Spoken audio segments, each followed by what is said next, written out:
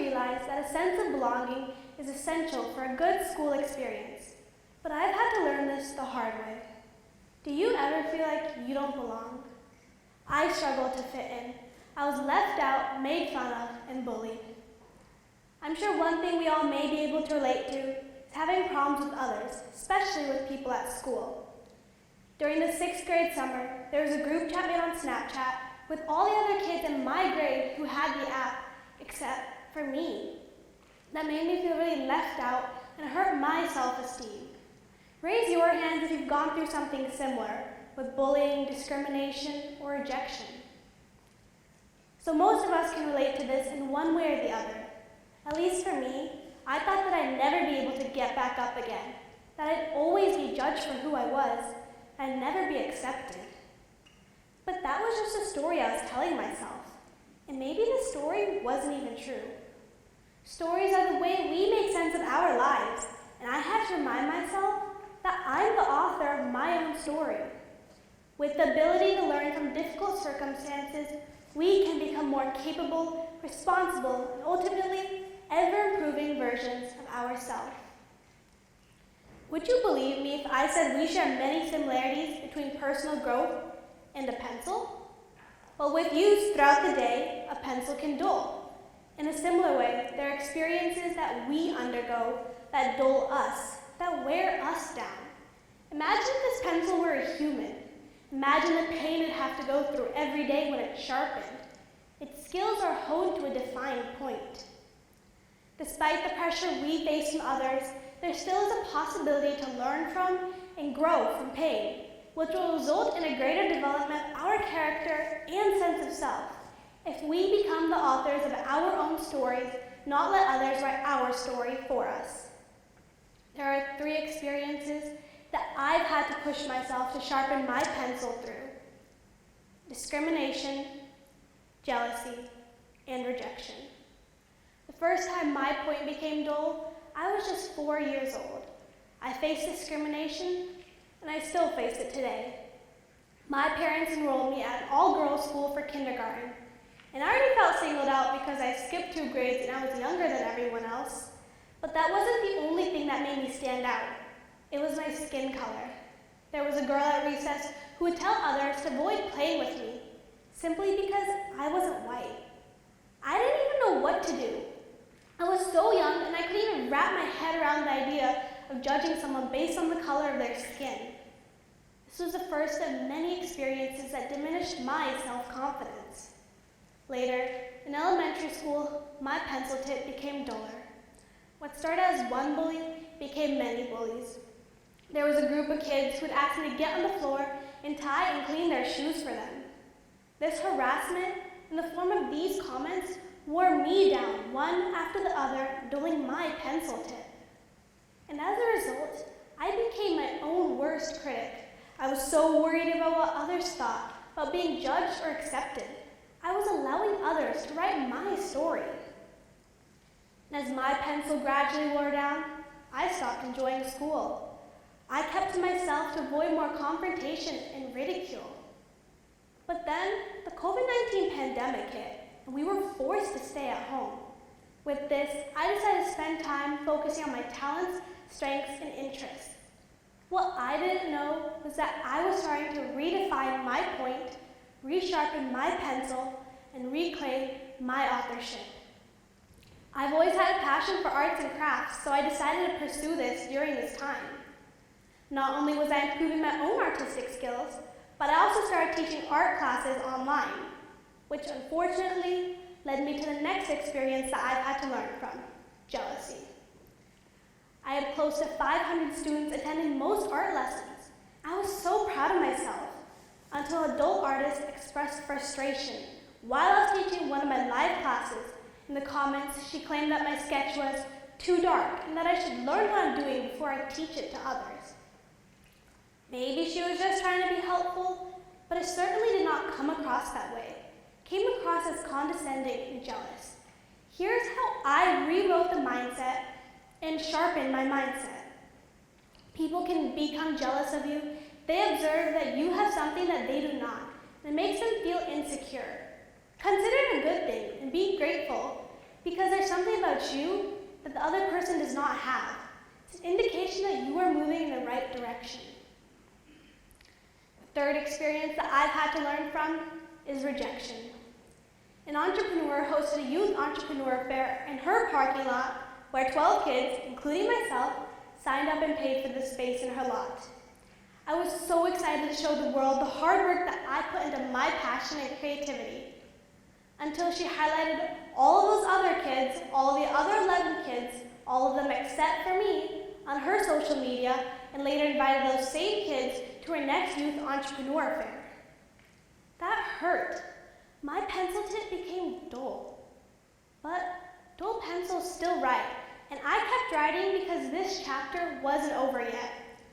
I applied for a bigger art show in Seattle and got invited to an all-paid travel art show, where not only did I get to display my art, but I also got to give a successful artist talk rather than paying someone else to display my art.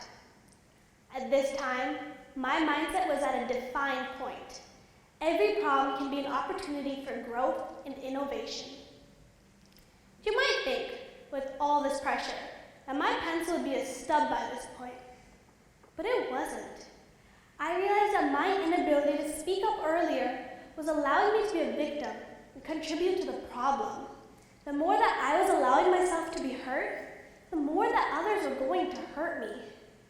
You have the power, just like this pencil, to reframe unpleasant memories and replace them with progress. Like me, you can train your mind to remain calm in every situation. I channeled my discouragement and turned it into motivation, as I realized that my passion would allow me to raise awareness on diversity and inclusion. So I created art centered around these themes during the pandemic. But as schools started to open up for in-person learning, I noticed that a lot of students struggled with a sense of belonging. So to address this, I created an art piece with the message, "Everyone is loved here," because students struggle with a sense of belonging as it was very hard to make friends during this time. I started calling and emailing businesses, organizations, and family friends because I had the hope of selling this art and donating the proceeds to help the organizations that help the homeless and low-income families. But it had been over 6 months and 50 attempts, but not a single response. I was met with numerous rejections and disinterest. I was so close to giving up, but then I realized I might just have to fail 50 times to succeed the next. So with this new sharpened mindset, I was excited to try for the 51st time. And finally, Horizon Credit Union responded. It was a light in the darkness for me, and it encouraged me to reach out to more organizations. My experiences of discrimination, jealousy, and rejection led me to my next chapter, persistence. You never know how close you are to a breakthrough, so never give up.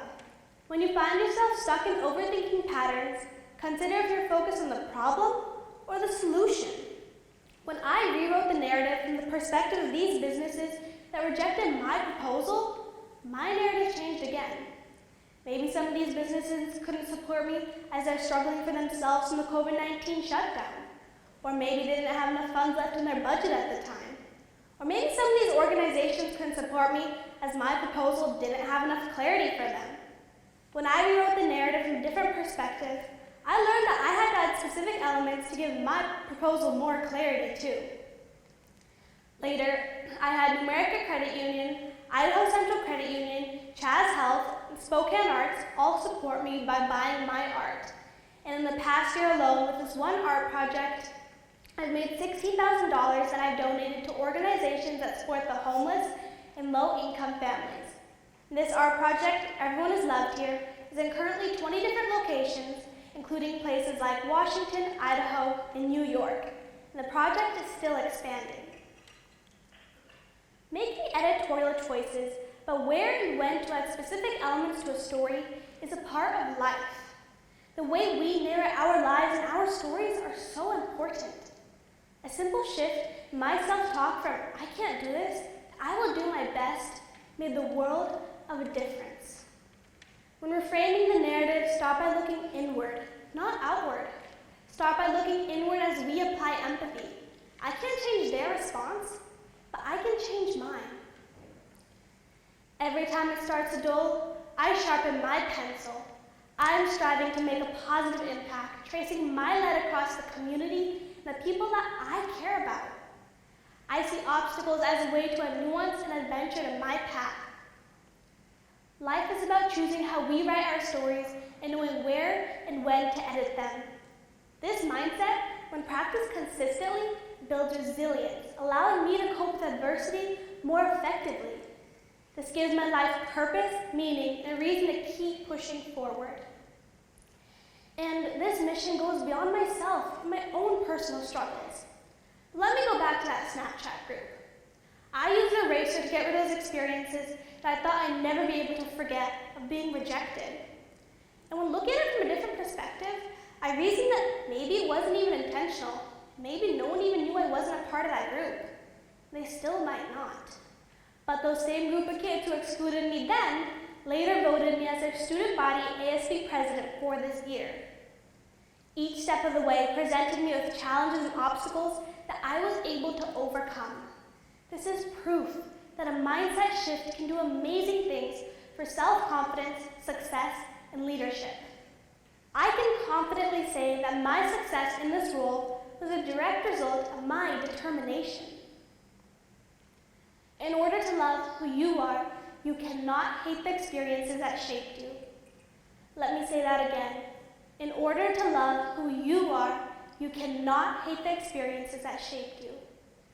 I'm just a teenager who worries about friendships and being excluded at school. Anxiety and fear over these worries are what cause our discouragement. But I am here to tell you, you can always rewrite the narrative. The way we narrate our lives shapes who we become. If you narrate yourself as a side character of your story, you make self-pity the cornerstone of your existence, and it would seem like the odds are stacked against you. But if you narrate yourself as a protagonist of your story, you would realize that these moments, by design, are allowed to confirm your strength, fortitude, and endurance. As a leading character of your story, you know you're worthy regardless of anyone else's opinion, discrimination, or rejection. You don't depend on people to build you up, because if you do, you give them the same power to break you down. And you get to choose to be the hero in your story. In every good story, we all know that there's obstacles that the main character must overcome. It builds character. And in the same way, you must be prepared for whatever plot twists may come in your story. Remember, your mindset, how you choose to react, changes the whole story. Now, I ask you to consider the plot of your life and if you like what's been written. If not, do you have the courage to end this chapter and erase some of the written lines, start a new one? Remember, you're the author. You get to choose who you are. So why not be the hero of your own story? Thank you.